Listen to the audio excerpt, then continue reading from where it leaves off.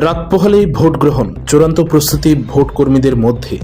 একই রকম ছবি পরিলক্ষিত হয়েছে তেলিয়ামুড়া মহকুমা শাসক তথা তেলিয়ামুড়া মহারানীপুর এডিসি আসনের রিটার্নিং অফিসারের কার্যালয়ে। তবে একদিকে যেমন বিভিন্ন অংশের ভোট কর্মীরা নিজেদের ভোট গ্রহণের কাজে ব্যবহৃত সামগ্রীগুলো নিয়ে ভোট কেন্দ্রে যাওয়ার প্রস্তুতিতে মগ্ন, সেই জায়গায় দাঁড়িয়ে আবারও একবার প্রশ্নচিহ্নের মুখে রিটার্নিং অফিসার তথা মহকুমা শাসক অপূর্ব কৃষ্ণ চক্রবর্তী।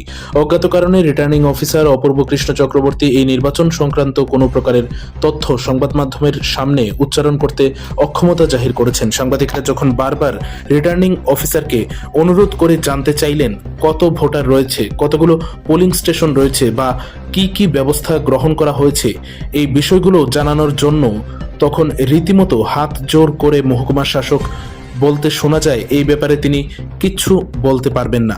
মহকুমা শাসক তথা রিটার্নিং অফিসারের এই ভূমিকা নিয়ে ব্যাপক প্রশ্নচিহ্ন তৈরি হয়ে চলেছে।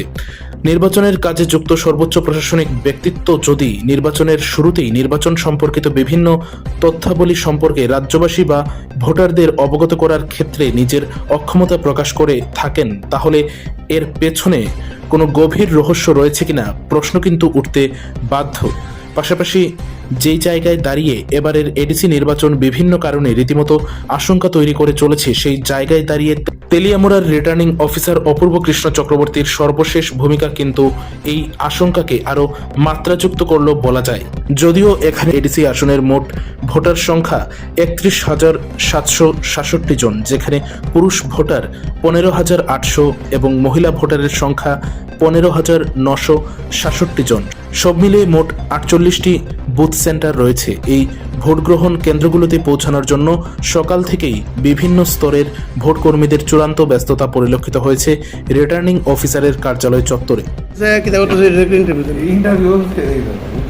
আপনি আরো ইন্টারভিউ দেন না, ডাটা লাগলে রয়ে যাও, সব ডাটা দিয়ে দিন, যা যা আছে ইভিএম এর মেশিন নাম্বার যা আছে সব দিয়ে দিন। ইভিএম এর মেশিন নাম্বার দেবে, কয়টা বুথ আছে, কয়টা ভোটার আছে, এই তো আছে তো ডাটা সব আছে। আপনি কোন না এটাও ক্যামেরাতে কোন না ক্যামেরাতে কই ডাটা লাগলে আমি ইন্টারভিউ যে সময় দরকার লাগে তখন দিয়ে স্যার কই দেন। আমি এটা তো সেনসিটিভ ইস্যু হয়ে যাচ্ছে না, ওই জায়গাটার মধ্যে একটা এই লিগে আমরা ডেকেন ওই সময় যেভাবে রেকর্ড ঠিক আছে, এই লিগে আমরা এই লিগে কোশ্চেন ইন্টারভিউ করতাম না না, এটা তো ডিএম স্যার কইছে আপ ইন্টারভিউ দিয়েছে, তা উনি এটা ইন্টারভিউটা দেন তো ডিএমটা কোন না, ডিএম স্যার কইছে দিতেন নাইলে তো দিলাম।